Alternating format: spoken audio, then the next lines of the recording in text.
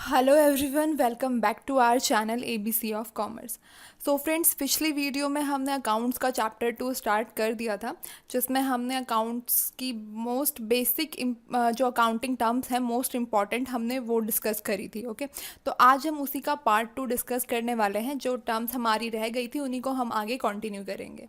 Okay, तो अगर आपने पार्ट 1 अभी तक नहीं देखा तो आप उस वीडियो को जाके देख सकते हैं। डिस्क्रिप्शन पे आपको उसका लिंक मिल जाएगा, या फिर आप आई बटन पे भी जाके देख सकते हैं। ओके, तो अब हम आज की वीडियो स्टार्ट करते हैं। तो आज की जो हमारी फर्स्ट अकाउंटिंग टर्म है वो है एक्रूड इनकम। ओके, तो इनकम का मतलब क्या होता है ये हम सभी को पता है कि मतलब जो भी हमारी अर्निंग्स हैं वो हमारे लिए हमारी इनकम होती है। ओके, लेकिन अगर इसके आगे एक्रूड लग जाए तो एक्रूड इनकम का क्या मतलब होगा? तो एक्रूड का मतलब होता है, अगर हम देखें तो इसका मतलब होता है डिपॉजिट करना, मतलब जमा करना, या फिर हम इसको बोल सकते हैं एक्यूमुलेट ओवर टाइम। मतलब अगर कोई हमारी इनकम है जो हमारी मतलब हमें काफ़ी टाइम से नहीं मिली है और वो बढ़ती जा रही है बढ़ती जा रही है, बट अभी तक हमें मिली नहीं है, तो उसको हम कहेंगे कि वो एक्यूमुलेट होती जा रही है। ओके, तो इसको समझने के लिए हम एक एग्जाम्पल लेते हैं। अब मान लीजिए यहाँ पे हमारी एक कंपनी है और इस कंपनी की एक बिल्डिंग है। ओके, और इसने ये बिल्डिंग को रेंट पे दिया हुआ है और ये रेंट रिसीव कर रही है 10,000 पर मंथ। ओके, अब नॉर्मल केसेस में कंपनी क्या करती, हर मंथ रिसीव करती रेंट। ओके, लेकिन यहाँ पर कंपनी हर मंथ रेंट रिसीव नहीं कर रही है, वो क्या कर रही है, हाफ ईयरली, मतलब हर 6 महीने बाद वो रेंट रिसीव कर रही है। ओके, तो यहाँ पे ये एक कंडीशन है। तो इस केस में क्या होगा, अब कंपनी के लिए जो उसकी रेंटल इनकम है वो ड्यू कब हुई? तो हमें सबसे पहले ये देखना है कि वो एक्चुअल में ड्यू कब हुई। जो भी जिसको भी कंपनी ने ये बिल्डिंग रेंट पे दी है, तो वो लोग ये रेंट पे रहने लग गए, मतलब स्टार्टिंग से ही। तो जनवरी में वो रहने लग गए थे, ठीक है। तो जनवरी से ही उन्हें जनवरी का रेंट उन्हें दे देना चाहिए था, फेब का देना चाहिए था, मार्च का देना चाहिए था, अप्रैल का, मई का, जून का। तो ये पूरे 6 महीने के जो रेंट जहाँ तक ये बनते थे, ये जो है जो भी टेनेंट था उसको दे देने चाहिए थे। ओके, बट यहाँ पर उन्होंने ये 6 महीने के रेंट अभी तक नहीं जो है पे किए कंपनी को। लेकिन कंपनी के लिए तो ये ड्यू हो गया, क्योंकि जैन मंथ में वो उस बिल्डिंग में रह चुके हैं, उसकी सारी सर्विसेज ले चुके हैं। तो एक्चुअल में देखा जाए तो उनको रेंट की पेमेंट करनी थी। बट अगर वो रेंट की पेमेंट नहीं कर रहे हैं इन 6 महीने की, तो ये 6 महीने के रेंट क्या हो जाएंगे, एक्यूमुलेट हो जाएंगे। ओके, मतलब जमा हो जाएंगे। तो 10,000 per month company rent charge करती है उनसे, तो 60,000 का जो रेंट बनेगा वो कंपनी के लिए एक्यूमुलेट हो जाएगा। ओके, तो यहाँ से हमें क्या समझ में आया है, एक्रूड इनकम हमारी कौन सी इनकम होती है जो कंपनी ड्यू तो कर चुकी है, कंपनी ने अपनी सारी सर्विसेज दे दी, जो भी उसको बेनिफिट देना था वो उसने बेनिफिट दे दिया, बट अभी तक उसको वो रिसीव नहीं हुई है वो इनकम, तो वो होती है हमारी एक्रूड इनकम। मतलब हम कह सकते हैं due but not received. Okay, due हो चुकी है बट अभी तक हमें रिसीव नहीं हुई है। ओके, और ये इनकम जो है हमारी करंट असेट्स में इंक्लूड करी जाती है। क्यों? क्योंकि अभी हमें इसका बेनिफिट नहीं मिला, लेकिन फ्यूचर में हमें ये इनकम मिलेगी ना, तो फ्यूचर में हमें इसका बेनिफिट मिलेगा। ओके, अब पिछली वीडियो में हमने डिस्कस किया था आउटस्टैंडिंग एक्सपेंस, मतलब वो एक्सपेंस जो हमारे ड्यू हो चुके हैं बट अभी तक हमने पे नहीं किए। अगर कोई हमारे ऐसे आउटस्टैंडिंग एक्सपेंस हैं तो वो हमारे लिए हमारी लाइबिलिटी होती है। वहीं दूसरी तरफ एक्रूड इनकम को भी हम हमारी आउटस्टैंडिंग इनकम बोल सकते हैं, ठीक है। तो मतलब जो ड्यू हो चुकी है बट अभी तक हमें रिसीव नहीं हुई, तो वो हमारे लिए असेट है। ओके, नेक्स्ट टर्म देखते हैं। नेक्स्ट टर्म है हमारी अनअर्नड इनकम। अब यहाँ पे नाम से क्लियर है, अनअर्नड। ओके, तो अनअर्न मतलब जो अभी तक हमने अर्न नहीं करी, नॉट अर्न, ठीक है, बट फिर भी हमें वो इनकम हो गई है। तो इसका मतलब क्या हुआ, अभी तक हमने अर्न नहीं करी बट हमें रिसीव हो चुकी है, तो हम बोल सकते हैं income received in advance.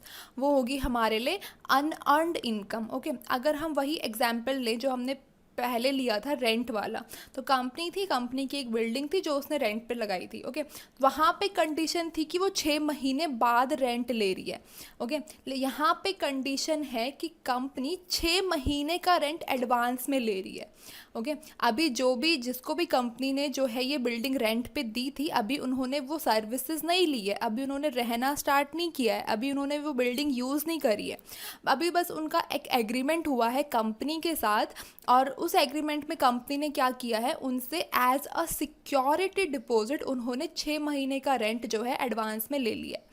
Okay, तो ये होगी कंपनी के लिए अनअर्न्ड इनकम। अभी तक तो उन्होंने रहना स्टार्ट ही नहीं किया उस बिल्डिंग में, तो उनकी कंपनी की अभी एक्चुअल में ड्यू थोड़ी ना हुई है ये इनकम, बट फिर भी उसने रिसीव कर ली है। तो इसका मतलब हमारी accrued income, sorry, unearned income कौन सी इनकम होती है, जिसके बदले में कंपनी ने एडवांस में ही इनकम रिसीव कर ली है, और कोई भी अभी उसको सर्विसेज या फिर जो भी उसको बेनिफिट देने थे वो अभी तक उसने नहीं दिए हैं, बट इनकम रिसीव कर ली है। तो हम यहाँ पे बोल सकते हैं इनकम रिसीव तो हो चुकी है, बट एक्चुअल में ड्यू नहीं थी। ठीक है, तो ये हमारे लिए लाइबिलिटी होती है कंपनी के लिए। अब वहीं इसके दूसरी तरफ अगर हम एक्सपेंस की बात करें, तो हमने पिछली वीडियो में डिस्कस किया था प्रीपेड एक्सपेंस। प्रीपेड एक्सपेंस की अगर हम बात करें तो वो एक्सपेंस जो हम एडवांस में पे कर देते हैं। ठीक है, तो अगर एक्सपेंस की बात करें तो वो हमारे लिए असेट बन जाती है, लेकिन अगर कोई इनकम हम एडवांस में रिसीव कर रहे हैं तो वो हमारे लिए लाइबिलिटी बन जाती है। ओके, तो ये होता है अनअर्न्ड इनकम। इसके बाद नेक्स्ट टर्म है हमारी एक्सपेंस। तो एक्सपेंस तो हमें पता है क्या होता है, मतलब खर्चे। ठीक है, लेकिन अकाउंटिंग टर्म में एक्सपेंस का क्या मतलब है, अगर हमने कहीं भी कोई भी अमाउंट स्पेंड किया तो वो कहेंगे हम कि वो हमारे लिए एक्सपेंस है। ठीक है, लेकिन अकाउंटिंग में, फाइनेंशियल अकाउंटिंग जो हम पढ़ेंगे उसमें एक्सपेंस का क्या मतलब है, amount incurred for producing and selling goods and services. मतलब कोई भी ऐसा एक्सपेंस जो हम कर रहे हैं हमारी गुड्स या सर्विसेज को प्रोड्यूस करने में या फिर उनको बेचने में। ठीक है, या फिर हम कह सकते हैं कोई भी ऐसा एक्सपेंस जो हम कर रहे हैं ताकि हम अपने बिजनेस में अपना रेवेन्यू जनरेट कर पाएँ, अपनी इनकम ज़्यादा से ज़्यादा बढ़ा पाएँ। ओके, तो वो होगा हमारे लिए एक्सपेंस। ओके, एग्जाम्पल के लिए जैसे मान लीजिए हमने अगर रॉ मटेरियल ख़रीदा। ओके, तो रॉ मटेरियल हमने ख़रीदा सामान को प्रोड्यूस करने के लिए, तो ये हमारे लिए एक्सपेंस होगा। ऐसे ही हमने जो एम्प्लॉयज़ थे उनको सैलरी दी, और जो भी रेंट देना था हमने वो रेंट भी दिया, जिस भी बिल्डिंग को हमने रेंट पे लिया था हमने ये सारे एक्सपेंसेस पे किए। अब ये एक्सपेंसेस हम सैलरी दे रहे हैं, रेंट दे रहे हैं, ये हम किस लिए दे रहे हैं, ताकि उनसे हमने अपनी सारी सर्विसेज ले ली है, उनसे हम कंपनी का जो मेन एम है प्रॉफिट अर्न करने का, वो अर्न करने में जो है हमें हेल्प करेंगे। ओके, तो यहाँ से भी वो हमारा रेवेन्यू जनरेट करने में हमारे एम्प्लॉयज़, हमारे वर्कर्स, हमारे लेबर्स हमारी हेल्प कर रहे हैं, और उसके बदले में हम उनको पेमेंट कर रहे हैं, तो ये भी हमारे लिए जो है एक्सपेंस होगा। ऐसे ही हमने एडवर्टीज़मेंट के लिए पे किया ताकि हमारी सेल ज़्यादा से ज़्यादा हो सके, तो ये भी हमारे लिए एक्सपेंस होगा। हमने पैकेजिंग में, प्रोडक्ट की पैकेजिंग में जो है अमाउंट स्पेंड किया है, तो ये भी हमारे लिए एक्सपेंस है क्योंकि सेलिंग से रिलेटेड हो गया। ऐसे ही ट्रांसपोर्टेशन कॉस्ट अगर हमने कोई बियर करी है तो ये भी हमारे लिए एक्सपेंस है। ओके, तो ये होता है एक्सपेंस। वहीं दूसरी टर्म होती है हमारी इनकम। ओके, तो इनकम भी हमें समझ में आता है क्या, मतलब अगर कुछ भी हम अर्न कर रहे हैं, ठीक है, तो वो होगी हमारे लिए इनकम। बट यहाँ पर एक्चुअल में इनकम का क्या मतलब है, अब यहाँ पे एक्चुअल में इनकम का मतलब है, मान लीजिए फॉर एग्जांपल हमारी सेल्स हुई, सेल्स को हम हमारा रेवेन्यू फ्रॉम ऑपरेशन भी बोल सकते हैं या फिर टर्नओवर भी बोल सकते हैं। ओके, तो यहाँ पे मान लीजिए अगर हमारी सेल्स हुई है 8 लाख की। ओके, और इसमें से हमने हमारे सारे एक्सपेंसेस लेस कर दिए। कौन से एक्सपेंसेस, वो expenses cost of goods sold, मतलब वो एक्सपेंसेस जो हमने सामान बेचा होगा, उसको सामान को बेचने में जो भी हमारे खर्चे हुए, जैसे उसको प्रोड्यूस करने में और उसको मतलब सेल करने तक जो भी हमारे खर्चे हुए, मतलब जो भी हमारे एक्सपेंसेस हैं उनको अगर हमने यहाँ पे लेस कर दिया तो वो थे हमारे 3 लाख के। ओके, तो लेस करने के बाद हमारा आया 5 लाख। तो ये 5 लाख की हम कहेंगे कि ये 5 लाख की हमारी इनकम है। मतलब अगर हम हमारी सेल्स या फिर मतलब हम कह सकते हैं कि हमारी रिवेन्यू या फिर हम बोल सकते हैं टर्नओवर, ठीक है। तो अगर हम इसमें से हमारे सारे एक्सपेंसेस लेस कर दें तो जो अमाउंट बच जाएगा तो वो होगा हमारे लिए इनकम हमारी, ठीक है। तो हम बोल सकते हैं excess of sales over expenses called our income. Okay, अगर हमारा जो भी अगर इस एक्सेस में बचेगा तो वो हमारे लिए इनकम मानी जाएगी। ओके, अब वही दूसरी टर्म आती है प्रॉफिट। अब प्रॉफिट और इनकम में क्या डिफरेंस है? इनकम में तो हमारा वो अमाउंट आ रहा था जिसमें हम हमारी सारी कॉस्ट ऑफ गुड्स सोल्ड, सामान को बनाने में जो भी हमारे खर्चे आए थे हमने उनको लेस कर रहे थे। ओके, अब प्रॉफिट का क्या मतलब है? यहाँ पे मान लीजिए सेम एग्जांपल कि हमारी सेल्स हुई है 8 लाख की। ओके, अब यहाँ पे हमने हमारे सारे कंपनी के अंदर जितने भी एक्सपेंसेस हुए थे वो सारे एक्सपेंसेस हमने यहाँ पे माइनस कर दिए।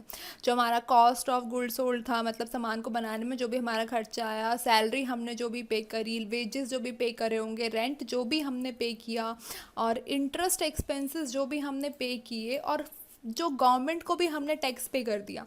तो जितने भी जहाँ जहाँ हमने पेमेंट करनी थी, हमारी सारे एक्सपेंसेस अगर हम लेस कर दें, इवन जो हमने गवर्नमेंट को टैक्स पे किया है उसको भी अगर हम लेस कर दें, तो हमारे टोटल सेल्स में से मतलब हम यहाँ पे टोटल सेल्स या फिर टोटल इनकम में से, मतलब अगर कोई हमारी इनडायरेक्ट इनकम भी है, जैसे अगर कोई हमने कहीं से इंटरेस्ट रिसीव किया है या फिर मतलब कुछ भी हमारी इनकम है, उन सब में से हम हमारे सारे के सारे एक्सपेंसेस अगर लेस कर देंगे तो वो होगा हमारा प्रॉफिट।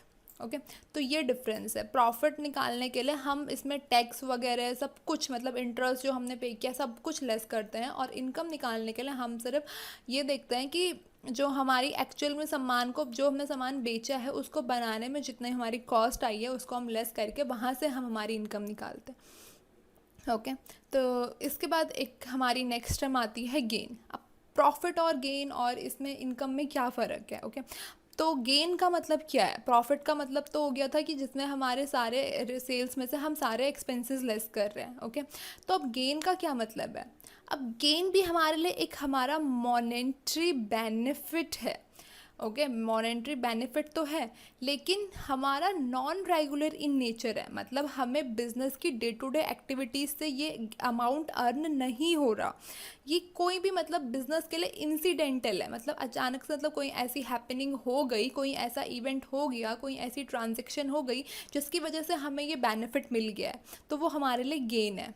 ओके, एग्जाम्पल के लिए जैसे हमने कोई फिक्स्ड असेट बेची प्रॉफिट में, एग्जाम्पल के लिए जैसे हमने मशीनरी खरीदी थी 5 लाख की और हमने बेच दी उसको 6 लाख में, तो जो इसका डिफरेंस आया 1 लाख का, वो हमारे लिए जो है गेन है। प्रॉफिट नहीं बोलेंगे हम इसको बोलेंगे गेन, क्योंकि अब मशीनरी हम हर बार तो बेचेंगे, डे टू डे एक्टिविटीज़ तो है नहीं हमारे बिजनेस की, मशीनरी बेचने का काम तो हमारा ये है नहीं, बट हमने बेची है किसी भी रीज़न की वजह से, नॉन रेगुलर है इन नेचर। ओके, तो ये हमारे लिए गेन है। ऐसी अगर हमने कहीं से लॉटरी हमारी लगी है तो उसको भी हम गेन कहेंगे, प्रॉफिट नहीं। अगर हमने कोई कोर्ट केस जीता है तो ये भी हमारे लिए गेन होंगे। मतलब जो डे टू डे एक्टिविटीज़ से रिलेटेड नहीं है, बिजनेस के लिए इंसिडेंटल है, तो वो होता है गेन। वही प्रॉफिट जो है बिजनेस की डे टू डे एक्टिविटीज़ से रिलेट करता है। अब दूसरी टर्म है लॉस। अब हमने एक टर्म पढ़ी थी एक्सपेंस, और अब हम पढ़ रहे हैं लॉस। एक्सपेंस था हमारा खर्चा, लॉस मतलब नुकसान हो गया हमें। ओके, तो एक्सपेंस जो हम कर रहे थे उससे हमें कुछ हमारा बेनिफिट मिल रहा था, मतलब कुछ हम उससे रिवेन्यू अपना जनरेट कर पा रहे थे। ओके, लेकिन लॉस क्या है? लॉस को हम 2 तरीके से समझ सकते हैं। एक तो हमें लॉस तब होगा जब हमारी सेल्स कम हो रही हैं और एक्सपेंसेस ज़्यादा हो रहे हैं, मतलब हमने सामान को बनाने में ज़्यादा अमाउंट स्पेंड कर दिया है, ठीक है, लेकिन हमारी सेल्स उसके कंपेयर में उतनी नहीं हुई है। एग्जाम्पल के लिए हमें सेल्स हुई 8 लाख की, और जबकि हमने उस सामान को बनाने में 10 लाख रुपए खर्च करे। ओके, तो ये जो 2 लाख का जो हमारा डिफरेंस आ रहा है ये हमारा लॉस है। तो ये एक तो लॉस का मतलब हमारा ये हो गया कि मतलब अगर हमारी सेल्स हमारी कम हो रही है एक्सपेंसेस के कंपेयर में। दूसरा लॉस का मतलब होता है कि ये हमारे लिए मतलब मॉनेटरी लॉस है जो नॉन रेगुलर इन नेचर है, मतलब बिजनेस की डे टू डे एक्टिविटीज से रिलेटेड नहीं है। मतलब अगर कोई भी ऐसी ट्रांजैक्शन हो गई, कोई भी ऐसी हैपनिंग हो गई बिजनेस में जिसकी वजह से कंपनी को लॉस हो गया, तो वो हमें जो है जैसे एग्जांपल के लिए लॉस बाय फायर। ओके, तो ये तो इंसिडेंटल था बिजनेस के लिए, किसी को नहीं पता था कि ऐसा होगा। लॉस बाय थेफ्ट, तो ये होते हैं जो बिजनेस के लिए इंसिडेंटल लॉस होते हैं। ओके, उसके बाद नेक्स्ट टर्म है हमारी परचेज। अब परचेज का क्या मतलब है? सिंपल, जो चीज़ हमने खरीदी वो हमारे लिए परचेज है। ओके, लेकिन अकाउंटिंग में हम जो अभी करेंगे, जो परचेज वर्ड हम यूज़ करेंगे वो किसके लिए करेंगे? अब यहाँ पे परचेज वर्ड हम सिर्फ उन गुड्स के लिए यूज़ करेंगे, कोई भी ऐसा सामान जो हमने परचेज किया है जिसमें बिजनेस डील करता है। Okay, purchase of goods in which business deals. Okay, goods का मतलब हमने पिछली वीडियो में भी डिस्कस करा था। गुड्स का मतलब क्या होता है? वो सामान जो बिजनेस ने रीसेल करने के लिए ख़रीदा है या फिर जिसमें बिजनेस डील करता है। अगर हम कोई वो सामान खरीद रहे हैं तो वो हमारे लिए परचेज है। ओके, अब ऐसे बिजनेस में तो हम एक दिन में बहुत सारी चीज़ें परचेज़ करते होंगे। हमने स्टेशनरी परचेज़ करी, हमने फर्नीचर परचेज़ किया, हमने ये परचेज़ किया, वो परचेज़, लेकिन सारी चीज़ें हमारे लिए परचेज़ नहीं मानी जाएंगी।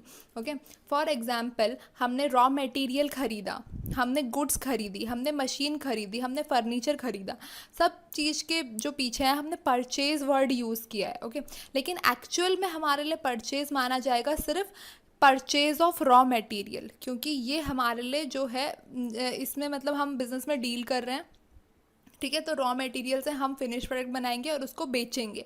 ओके, जिसमें बिजनेस डील कर रहा है, तो ये हमारे लिए परचेज मानी जाएगी। ऐसे ही अगर हमने गुड्स खरीदी है, मतलब अगर कोई ट्रेडिंग कंपनी है तो उसने गुड्स खरीदी है रीसेल करने के लिए और वो उन्हीं गुड्स में डील करता है, तो वो भी उसके लिए परचेज मानी जाएगी। लेकिन अगर वो मशीनरी खरीद रहा है, मशीनरी उसने रीसेल करने के लिए नहीं खरीदी, मशीनरी खरीदना बेचना उसका काम नहीं है, तो ये उसके लिए फिक्स्ड असेट्स उसकी मानी जाएंगी। ठीक है, ऐसे ही अगर उसने फर्नीचर खरीदा है तो ये भी उसके लिए फिक्स्ड असेट मानी जाएगी, ना कि परचेज। ओके, अब इसी से रिलेटेड एक दूसरी टर्म आती है परचेज रिटर्न। अब वही गुड्स जो हमने अगर ऊपर खरीदी थी, परचेज करी थी, वो गुड्स जो इसमें बिजनेस डील करता है, अगर वो हम रिटर्न कर देते हैं। अब रिटर्न करने के भी तो रीजंस हो सकते हैं, जैसे अगर हमने सामान खरीदा और वो डिफेक्टिव निकला या फिर हमारे पास एक्सेस क्वांटिटी उसकी आ गई, तो हम उसको रिटर्न कर देंगे। ओके, तो वो होता है परचेज रिटर्न।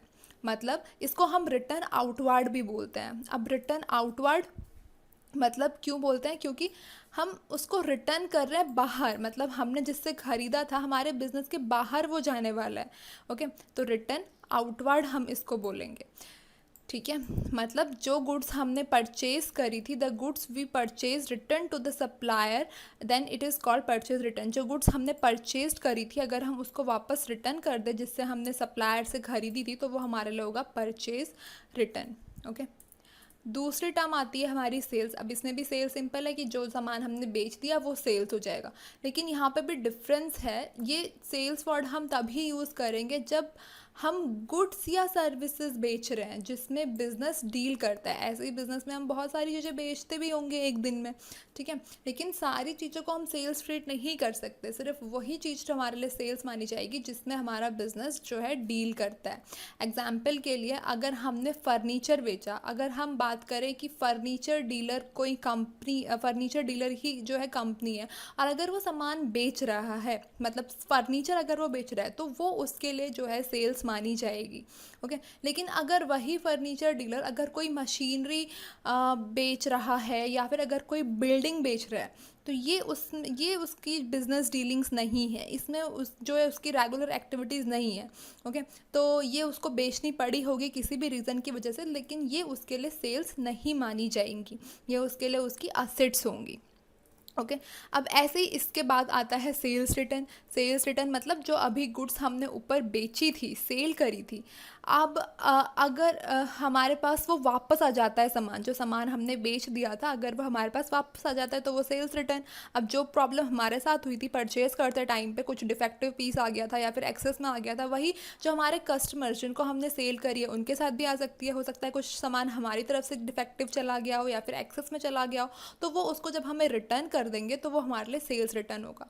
और इसको हम जानते हैं रिटर्न इनवार्ड के नाम से। अब बिजनेस के अंदर ये इन हो रहा है, बिजनेस के अंदर ये सामान वापस आ रहा है, तो इस वजह से हम इसको इनवार्ड कहते हैं। सेल्स रिटर्न को हम कहते हैं इनवार्ड और परचेज रिटर्न को हम कहते हैं आउटवार्ड, क्योंकि वो सामान जो है बिजनेस के बाहर जा रहा है। ओके तो the goods we sold to the customer, वो गुड्स जो हमने हमारे कस्टमर्स को बेची थी और उन्होंने जो है वापस कर दी है, if return by the customer called sales return. Okay तो ये थी आज के लिए टर्म्स इतनी।